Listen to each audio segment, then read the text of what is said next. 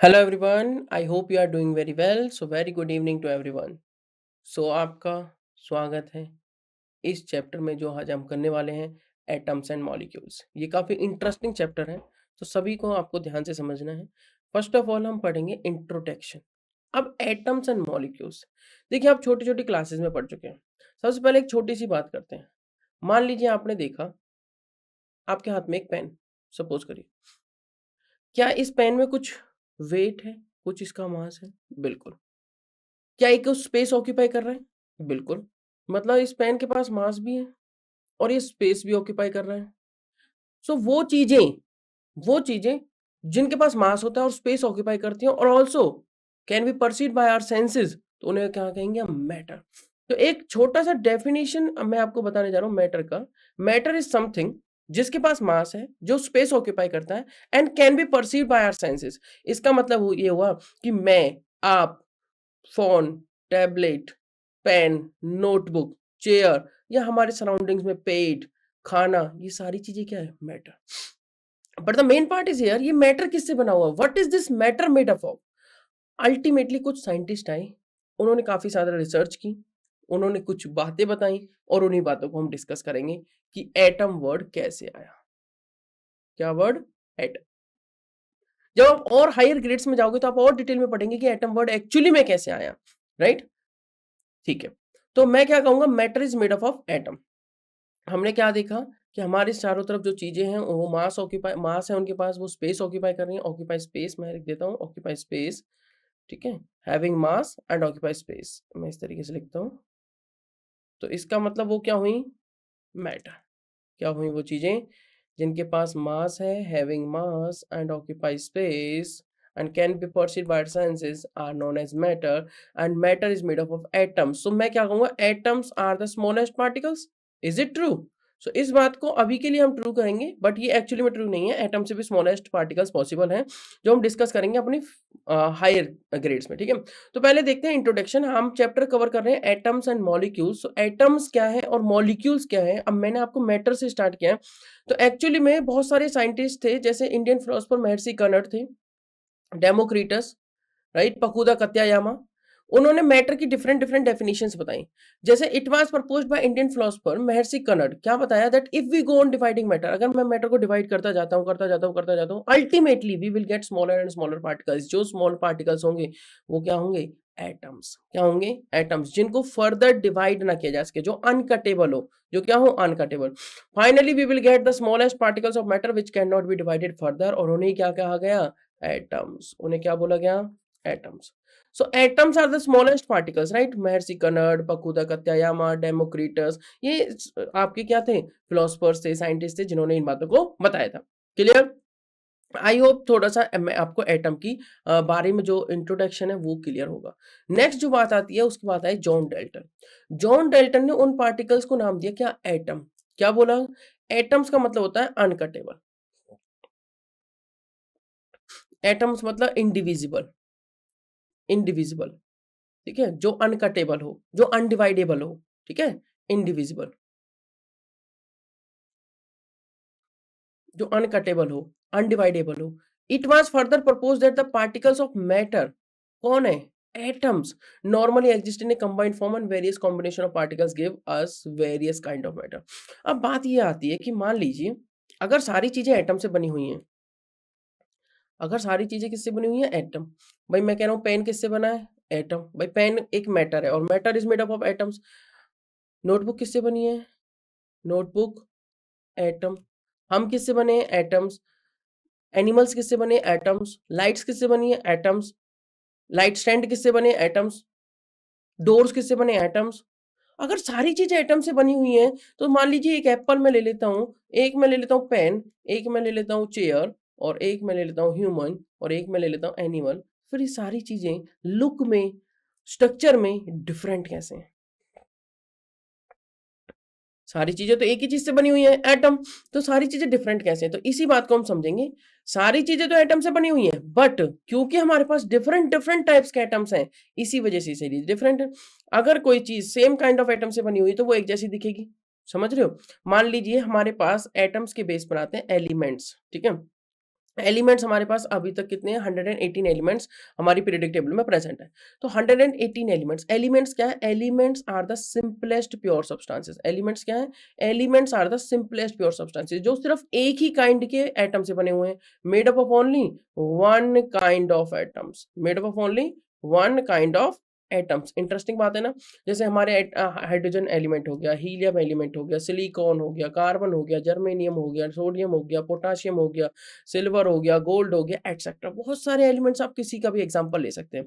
तो अल्टीमेटली बात क्या आई कि John Dalton called these particles by the name atom. और एटम क्या है? Atoms are the smallest particle, tiny particle जिनसे मैटर मिलके बना हुआ है। और आप यहाँ समझ सकते हैं कि atoms normally exist in combined form and various combination of particles give us various kind of matter. ठीक है। नेक्स्ट जो बात आती है, this combined form of atom is called molecules. अब कुछ एटम्स एक्चुअली में, कुछ एटम्स ऐसे होते हैं जो कैसे स्टेबल नहीं रहते, कैसे स्टेबल नहीं रहते? जैसे मान लीजिए आपने सोडियम तो ऐसे लिखा देखा होगा, बट एच हाइड्रोजन हमेशा H2 लिखा देखा होगा। क्यों? क्योंकि सोडियम Na की फॉर्म में स्टेबल है, बट हाइड्रोजन, अकेला हाइड्रोजन स्टेबल नहीं है, तो ये हमेशा किस फॉर्म में रहेगा? H2 की फॉर्म में। जैसे ऑक्सीजन O2 की फॉर्म में, नाइट्रोजन N2 की फॉर्म में। तो कुछ एलिमेंट्स या कुछ एटम्स इस टाइप के होते हैं जो इंडिपेंडेंटली स्टेबल नहीं है, वो कंबाइंड फॉर्म में स्टेबल होते हैं, और कंबाइंड फॉर्म को हम बोल देते हैं मॉलिक्यूल। मैं आपको एक चार्ट से समझाऊंगा, ध्यान से समझिएगा। All matter is made up of small particles called atoms या फिर मॉलिक्यूल्स। अब एटम्स और मॉलिक्यूल्स देखो, एटम्स भी स्मॉलेस्ट पार्टिकल है और मॉलिक्यूल्स भी इंडिपेंडेंट स्मॉलेस्ट पार्टिकल है जो कि स्टेबल है।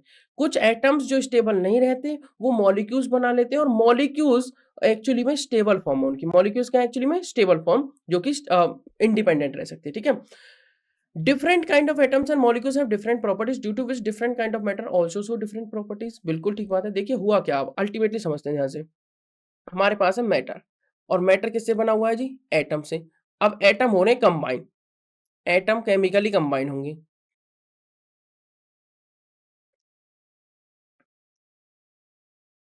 तो दो चीजें आती हैं, एक एलिमेंट और एक कंपाउंड और एक मॉलिक्यूल। अब क्या है ये सब? जब एटम्स केमिकली कंबाइन हुए, एटम्स कैसे कंबाइन हुए? केमिकली। तो हमारे पास आप दो तरीके से कंबाइन हो सकते हैं। देखो, अगर एटम्स केमिकली कंबाइन हुए तो हमें मिलेगा मॉलिक्यूल। ठीक है, molecule.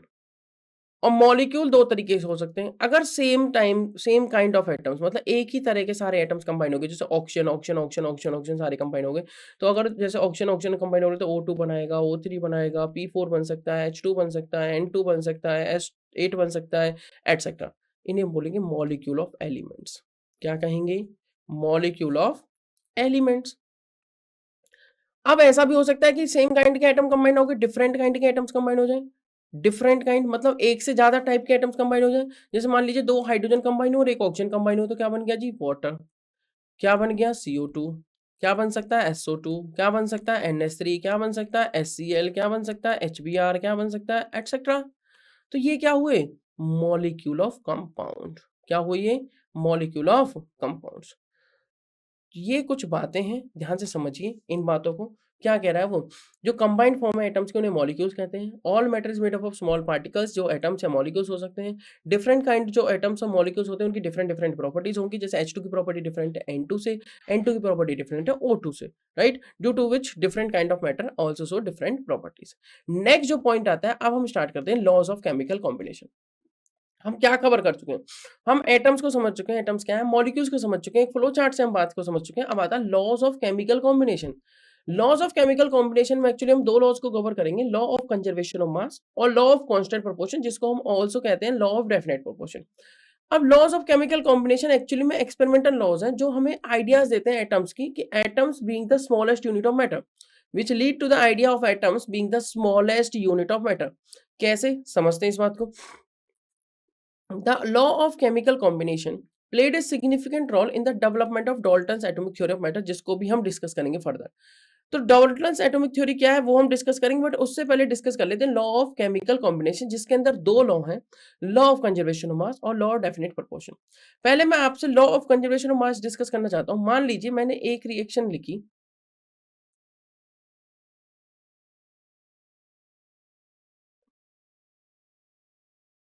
H2 plus O2 gives H2O। अब ये बैलेंस नहीं है, बैलेंस कर लेते हैं। यहाँ पे 2 हाइड्रोजन, यहाँ पर 2 हाइड्रोजन, यहाँ पर 2 ऑक्सीजन, यहाँ पर 1 ऑक्सीजन। तो मैंने क्या किया, यहाँ 2 से मल्टीप्लाई किया तो ये 2 ऑक्सीजन हो गए, बट यहाँ पे 2 से मल्टीप्लाई करने को 4 हाइड्रोजन हो गए।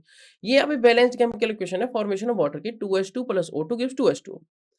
जो समझने वाली बात है वो ये है कि 2H2 प्लस O2 2H2O तो है, बट यहाँ पे जो नंबर ऑफ एटम्स हैं दोनों साइड, प्रोडक्ट साइड या रिएक्टेंट साइड, वो इक्वल है। ठीक है, अगर इधर 4 हाइड्रोजन है तो 4 हाइड्रोजन राइट में भी है, अगर लेफ्ट में 2 ऑक्सीजन है तो राइट में भी 2 ऑक्सीजन। इसका मतलब ये हुआ, क्या ऐसा है कि मैंने लिखा 2H2 plus O2 gives Na2O? क्या हाइड्रोजन सोडियम में कन्वर्ट हो गया? नहीं। क्या एटम्स कन्वर्ट हुए एक दूसरे के एटम्स में? मान लीजिए एटम 1 एटम 2 में कन्वर्ट हुआ है? नहीं, नहीं हुआ ना। तो ड्यूरिंग केमिकल रिएक्शंस हो क्या रहा है? ओनली रीअरेंजमेंट हो रही है। ओनली क्या हो रही है? रीअरेंजमेंट। जैसे मान लो एक और रिएक्शन लिखूं, Zn प्लस HCl। बैलेंस नहीं लिखता हूँ, बैलेंस आप कर सकते हो, मैं फिर भी आपको बता दूंगा। Zn plus HCl gives ZnCl2 plus H2। Balancing के लिए आपको यहाँ पे 2 यूज करना है, हो गया बैलेंस। हुआ क्या? रीअरेंजमेंट ही तो हो रही है। क्या Zn बदल गया स्कैंडियम में, या Zn बन गया आयरन? नहीं, इधर Zn H और Cl है तो राइट में भी Zn H और Cl है। ठीक है, अब बात क्या आती है? बात आती है लॉ ऑफ केमिकल कॉम्बिनेशन की। There are 2 important laws of chemical combination. कौन कौन से हैं? Law of conservation of mass और law of constant proportion. Law of conservation of mass क्या कहता है, ध्यान से समझिए। Law of conservation of mass कहता है, this law was given by Antoine Lavoisier in 1774। ठीक है, 1774 में आपको ये लॉ मिला। तो law of conservation of mass और मैटर आप कह सकते हैं। क्या कहता है ये? So according to law of conservation of mass, matter can neither be created nor be destroyed in a chemical reaction. मतलब क्या कह रहा है ये? ये कह रहा है अगर A plus B gives C है तो ये हमारे रिएक्टेंट्स हैं और ये हमारा क्या है? प्रोडक्ट।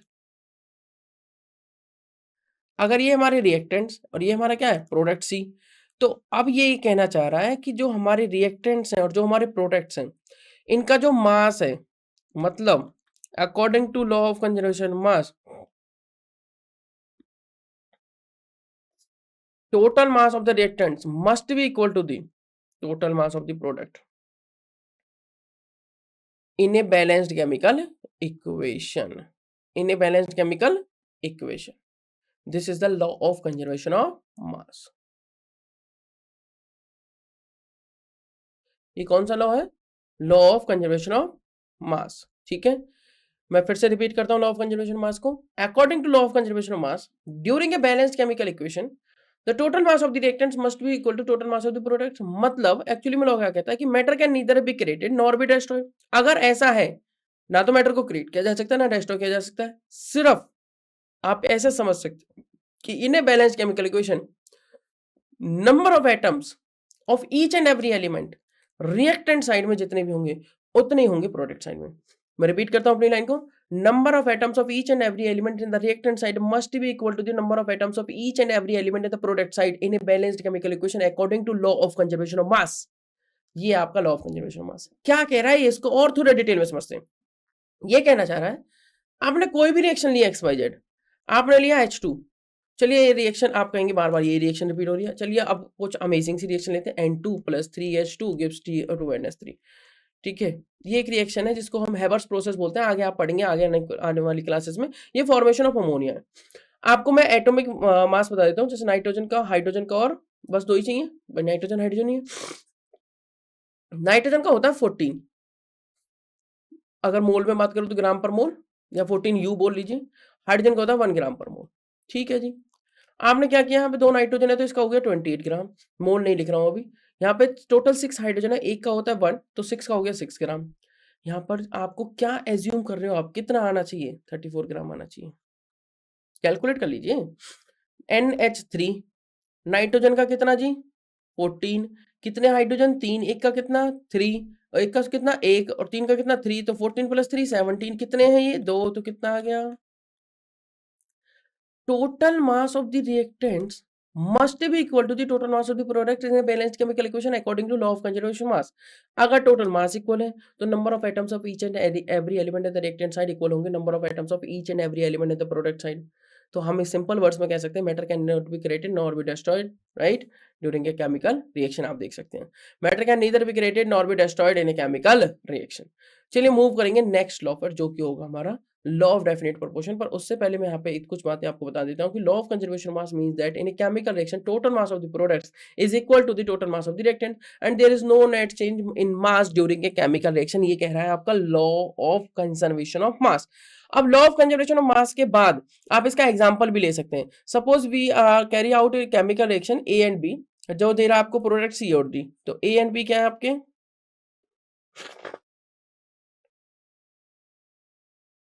रिएक्टेंट्स और सी और डी क्या है प्रोडक्ट। अब हुआ क्या, जब ए और बी सी और डी दे रहे हैं तो सपोज ए ग्राम ऑफ ए, मतलब इसका ए ग्राम, मैं रिएक्शन दोबारा से लिखता हूं, ए प्लस बी, मान लीजिए इसका ए ग्राम और इसका बी ग्राम प्रोड्यूस कर रहा है इसका सी ग्राम और इसका D gram. Then according to the law of conservation mass जो ए प्लस बी है वो इक्वल होना चाहिए सी प्लस डी के। यही तो कह रहा है law of conservation mass. According to law of conservation mass total mass of the reactant must be equal to the total mass of the product. तो क्या है, एग्जांपल ले लीजिए, कितना सिंपल, मैंने तो एग्जांपल्स कई सारे दे दिए। मान लीजिए हमने के पास कैल्शियम कार्बोनेट है CaCO3, जिसको बोलते हैं CaCO3 कैल्शियम कार्बोनेट। एक chemical reaction takes place to form, इसको हीट किया जाता है तो हीट करने पे दे देगा कैल्शियम ऑक्साइड प्लस CO2। ठीक है, जब आपको ये CO3 दे देता है CaO प्लस CO2, तो आपने क्या देखा, it has been found by experiments that अगर हम 100 ग्राम, देखो कैल्शियम कार्बोनेट, इसका मास ही 100 ग्राम है। देखिए कैल्शियम का होता है 40, कार्बन का होता है 12 और ऑक्सीजन का एक का होता है 16, 16 3 जा 48, 48 और 12 60 प्लस 40 100। तो अगर मैं 100 ग्राम कैल्शियम कार्बोनेट लेके चलता हूँ, ये इसका कौन सा मास हो गया, मॉलिक्यूलर मास बोल सकते हो। अगर मोल में है तो ग्राम मोलर मास बोल सकते हो, अगर मोल में बोल रहे हो तो मोलर मास बोल सकते हो। ठीक है, अगर मैं 100 ग्राम ये लेके चलता हूँ तो आप कितना एज्यूम कर रहे हो, CaO प्लस CO2 का टोटल मास डेफिनेटली 100 ग्राम, जिसमें से 44 ग्राम ये होगा और 56 ग्राम ये हो जाएगा। तो ये डिकम्पोज हो जाता है 56 ग्राम ऑफ कैल्शियम ऑक्साइड में CaO और 44 ग्राम कार्बन डाइऑक्साइड यहाँ से बन जाती है। क्लियर? इस तरीके से आप समझ सकते हैं कि किस तरीके से लॉ ऑफ कंजर्वेशन मास के अकॉर्डिंग हम प्रिडिक्ट कर सकते हैं प्रोडक्ट और रिएक्टेंट्स का मास। आप इस रिएक्शन को यहाँ भी देख सकते हैं, CaCO3 को हीट किया गया 100 ग्राम को, आपको मिला CaO प्लस CO2, CaO मिला 56 ग्राम और CO2 मिला 40 ग्राम। ठीक है, 56 प्लस 40 ग्राम 44 ग्राम, ये 56 है, 56 प्लस 44 ग्राम आपका हो गया 100 gram. So according to law of conservation of mass total mass of the reactants must be equal to the total mass of the products in a balanced chemical equation. क्या equation balance थी, क्या equation balance थी और balance है, बिल्कुल। यहाँ पर एक कैल्शियम, इधर एक कैल्शियम, यहाँ पर 3 ऑक्सीजन, यहाँ पर 2 और 1 3 ऑक्सीजन, यहाँ पे एक कार्बन, यहाँ पर एक कार्बन, बिल्कुल ठीक है। मूव करेंगे नेक्स्ट बात पर। Since the total mass of the products 100 gram is equal to the total mass of the reactants, जो भी 100 ग्राम था, तो यहाँ पर कोई चेंज तो नहीं हुआ मास में ड्यूरिंग दिस केमिकल रिएक्शन। अगर CaCO3 ब्रेक होकर आपको CaO प्लस CO2 दे रहा है और यहाँ पर कोई चेंज नहीं हो रहा मास में ड्यूरिंग दिस केमिकल रिएक्शन, तो मास रिमेन्स सेम, मतलब मास क्या हो गया, कंजर्व हो गया। और Maharshi Kanad told that if we keep dividing matter right on and on we will get the smallest particles called परमाणु। तो महर्षि कनड ने क्या नाम दिया था, परमाणु। उन्होंने कहा था अगर हम मैटर को बार बार डिवाइड करते रहे तो अल्टीमेटली एक स्टेज आएगी जहां पर हम एक स्मॉलेस्ट पार्टिकल मिल जाएगा जिसको फर्दर डिवीजन पॉसिबल नहीं है, उसे कहेंगे परमाणु। क्या कहेंगे, परमाणु, हिंदी में परमाणु और इंग्लिश में एटम। क्लियर? नेक्स्ट आता है लॉ ऑफ कांस्टेंट प्रोपोर्शन, जिसका दूसरा नाम है law of definite proportion. Proportion मतलब एक तरीके से रेशियो, जिसको 1779 में जोसेफ प्राउस्ट ने दिया था। क्या कहा उसने, क्या कहा जोसेफ प्राउस्ट ने, जोसेफ प्राउस्ट ने कहा इन 1779 उन्होंने एनालाइज किया केमिकल कॉम्पोजिशन को। कैसे एनालाइज किया, केमिकल कॉम्पोजिशन मतलब types of elements present and percentage of elements present. Chemical composition का मतलब है जैसे CaCO3, इसकी केमिकल कॉम्पोजिशन क्या है कि इसमें एक कैल्शियम है, एक कार्बन है, 3 ऑक्सीजन है। और परसेंटेज की टर्म्स में भी आप बात कर सकते हो, अगर मास की परसेंटेज की टर्म बात करें तो आप किसी भी टर्म में बात कर सकते हो। केमिकल कॉम्पोजिशन का मतलब है वो किस किस से कंबाइन होकर बना हुआ है। तो उन्होंने केमिकल कॉम्पोजिशन को एनालाइज किया of a large number of compounds, यानी ऐसा नहीं 1 2 3 4, बहुत सारे कंपाउंड्स की, and came to the conclusion. क्या कंक्लूजन दिया, कैसे कंक्लूजन आने से पहले मैं आपको एक इंटरेस्टिंग बात बताता हूँ। मान लीजिए यहाँ पर कोई ह्यूमन बीइंग है और वो ऑक्सीजन लेता है और CO2 छोड़ता है, मतलब एग्जैक्ट कौन सी गैस हुई, CO2 मतलब एक्सेल कौन सी गैस हो रही है? Carbon dioxide. कार्बन डाइऑक्साइड यहाँ पर हम कुछ बर्न कर रहे हैं, वो मान लीजिए उसमें भी कार्बन डाइऑक्साइड प्रोड्यूस हो रही है, तो उसका फॉर्मूला भी क्या होगा? CO2। यहाँ एयर में भी कौन सी गैस प्रेजेंट है? कार्बन डाइऑक्साइड मतलब CO2 प्रेजेंट है, CO2। अच्छा, यहाँ पर भी फॉर्मूला CO2, यहाँ पर भी फॉर्मूला CO2, यहाँ पर formula CO2, but 3 different different sources हैं, सेम तो नहीं है। 3 अलग अलग सोर्स हैं बट फॉर्मूला सेम है। कहने का मतलब क्या हुआ, उन्होंने फॉर्मूले को नहीं देखा, उन्होंने इसका मास रेशियो देखा एलिमेंट्स का, मतलब कार्बन रेशियो ऑक्सीजन का mass ratio, carbon ratio oxygen का mass ratio, carbon ratio oxygen का मास रेशियो। इसका मास रेशियो 12:32, इसका भी 12:32 और इसका भी 12:32। मतलब अगर मैं इनको डिवाइड करूं तो 4 3 जा 12, 4 8 जा 32, ये भी क्या आ जाएगा 4 3 जा 12, 4 8 जा 32, और ये इसका भी सिंपलेस्ट रेशियो 4 3 जा 12, 4 8 जा 32 आ रहा है। इंटरेस्टिंग बात, समझने वाली बात ये थी कि सोर्स, वेट एंड एवरीथिंग से हटके जो था वो रेशियो सेम था, कांस्टेंट था। मतलब सोर्स कुछ भी हो CO2 का, कितना अमाउंट ले लो CO2 का, 1 सिलेंडर ले लो, 2 सिलेंडर ले लो, 2 लीटर ले लो, 4 लीटर ले लो, 10 किलो ले लो, 20 किलो ले लो, कितना ही ले लो, फॉर्मूला तो रहेगा CO2। Mass ratio of carbon to oxygen रहेगा 3:8। मतलब समझने वाली बात ये हुई कि ये तो कांस्टेंट रेशियो है। क्या ऐसा सिर्फ CO2 के बारे में था? नहीं, उन्होंने अगर CO2 को एनालाइज किया होता तो वो इस कंक्लूजन पे नहीं आते। उन्होंने H2O, carbon monoxide, HCl, HBr, XYZ किसी भी आप कंपाउंड को ले सकते हो। उन्होंने बहुत सारे कंपाउंड्स को एनालाइज किया और फिर एक फाइनल कंक्लूजन पे आए कि मान लीजिए वाटर का आप रेशियो निकालते हैं, ratio of masses of the elements, जो कि हाइड्रोजन रेशियो ऑक्सीजन, तो इसका हो जाएगा 2:16, मतलब अल्टीमेटली आया 1:8, simplest ratio. Similarly carbon ratio oxygen निकाल सकते हो, इसमें हाइड्रोजन रेशियो क्लोरीन निकाल सकते हो, इसमें हाइड्रोजन रेशियो ब्रोमीन निकाल सकते हो, इसमें carbon ratio hydrogen ratio oxygen निकाल सकते हो। That is constant irrespective of the source, weight, volume, ये कांस्टेंट था। ये अमेजिंग बात थी समझने वाली। भाई उन्होंने क्या कहा, came to the conclusion that the proportion of each element is in a compound is constant. Proportion of each element in a compound is constant or fixed. किसका proportion? Proportion by mass. ठीक है, अब इस बात को समझ लेते हैं एग्जांपल से। According to the law of constant proportion, a chemical compound always consists of the same elements combined together in the same proportion by mass. यही बात मैंने अभी आपको बताई। The chemical composition of a pure substance is not dependent on the source from which it is obtained. मतलब irrespective of the source, source से irrespective, independent है। Example से समझते हैं। Water is a compound of hydrogen and oxygen. बिल्कुल ठीक बात है। वाटर बना हुआ हाइड्रोजन से और ऑक्सीजन से।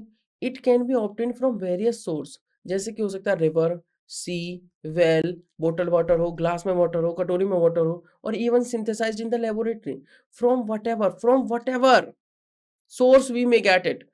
9 parts by weight of water is always found to contain 1 part by weight of hydrogen, right? मतलब टोटल वाटर का जो वेट होगा, ठीक है, आप ऐसे समझ सकते हैं,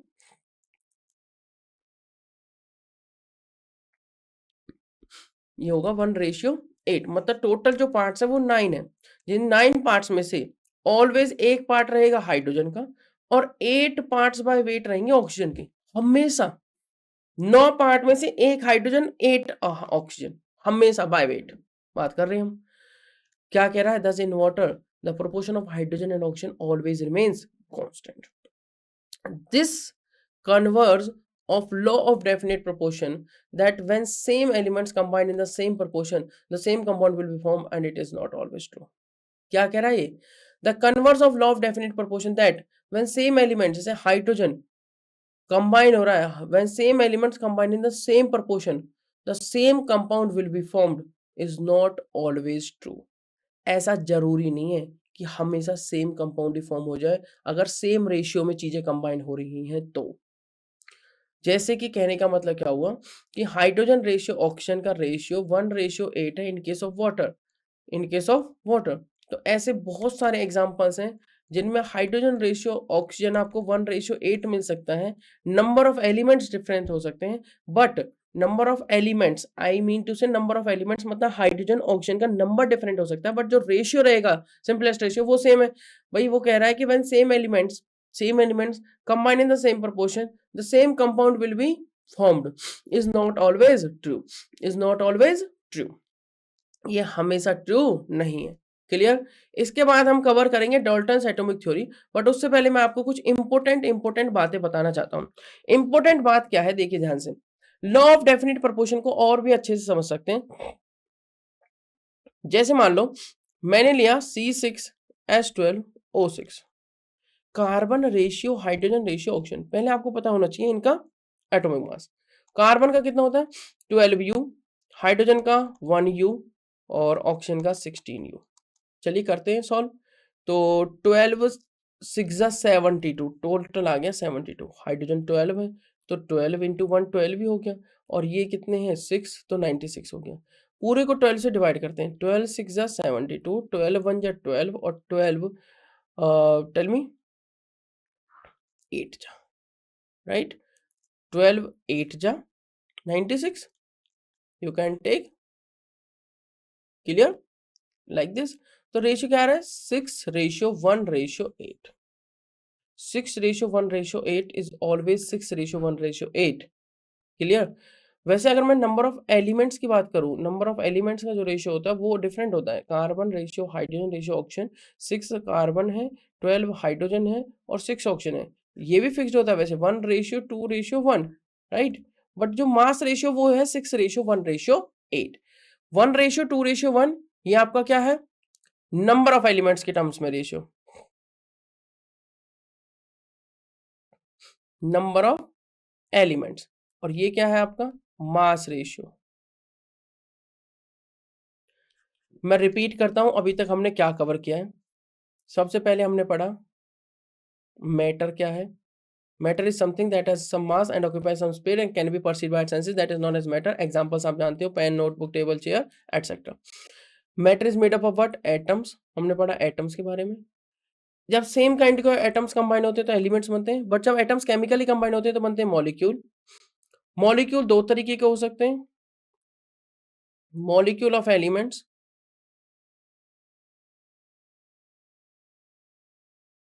और मॉलिक्यूल ऑफ कंपाउंड्स।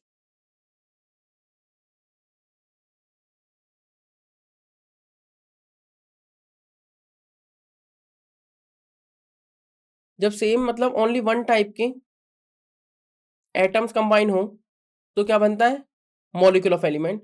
जब मोर देन वन टाइप के, जब मोर देन वन टाइप के एटम्स कंबाइन हो तो क्या बनता है, molecule of compound. More than one type के मतलब आप बोल सकते हो डिफरेंट काइंड के एटम्स, ठीक है, तो क्या बनता है, मॉलिक्यूल ऑफ कंपाउंड्स। उसके बाद हमने देखा कुछ फिलोसफर्स, साइंटिस्ट आए थे जिन्होंने एटम्स की डेफिनेशन दी और एटम्स के बारे में बताया। जैसे महर्षि कर्णट ने परमाणु के बारे में, उसी तरीके से पखुदा कत्यायामा, उसी तरीके से डेमोक्रिटस, और फिर आए जॉन डाल्टन। ठीक है, तो एटम्स क्या है, atoms are the smallest particles. Atoms are the smallest particles, John Dalton तक ये बात थी कि एटम्स स्मॉलेस्ट पार्टिकल्स हैं जिनसे मैटर बना हुआ है। एटम्स को फर्दर डिवीजन पॉसिबल नहीं है, ये अनकटेबल है, अनडिवाइडेबल है, इंडिविजिबल है, इन्हें देखा नहीं जा सकता, इन्हें देखा नहीं जा सकता। अगर आप नेकेड आई से देखने की कोशिश करें तो आप देख नहीं पाओगे एटम्स को। मेरे चारों तरफ कितने सारे एटम्स हैं, क्या मैं देख पा रहा हूँ, नहीं देख पा रहा। समझिए बात को। सो उसके बाद हमने एटम्स के बारे में पढ़ा, मॉलिक्यूल्स के बारे में पढ़ा। फिर हमने पढ़ा कि एटम्स में जैसे कि दो लॉ जो गवर्न करते हैं केमिकल कॉम्बिनेशंस को, जिसमें हमने देखा लॉ ऑफ केमिकल कॉम्बिनेशन। हमने कवर किया लॉ ऑफ केमिकल कॉम्बिनेशन में दो लॉ। पहला लॉ था law of conservation of mass,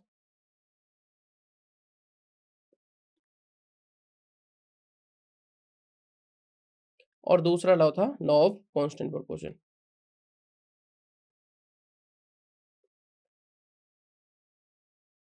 law of conservation of mass कह रहा है, according to law of conservation mass the total mass of the reactants must be equal to the total mass of the products in a balanced chemical equation. ठीक है, और according to law of constant proportion, या आप ऐसे भी कह सकते हो law of conservation of mass को, in a balanced chemical equation number of atoms of each and every element in the reactant side and product side are equal. या आप कह सकते हैं matter can neither be created nor be destroyed in a chemical equation, in a chemical reaction, and according to law of constant proportion the ratio of masses of each and every element in a particular compound right?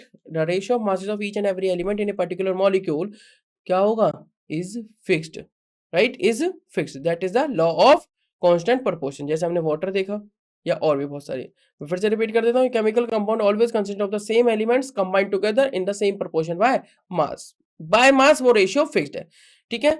उसके बाद हम cover करेंगे Dalton's atomic theory, ठीक है? चलिए, so next class में हम cover करेंगे डाल्टन्स एटॉमिक थ्योरी। तब तक के लिए थैंक यू सो मच।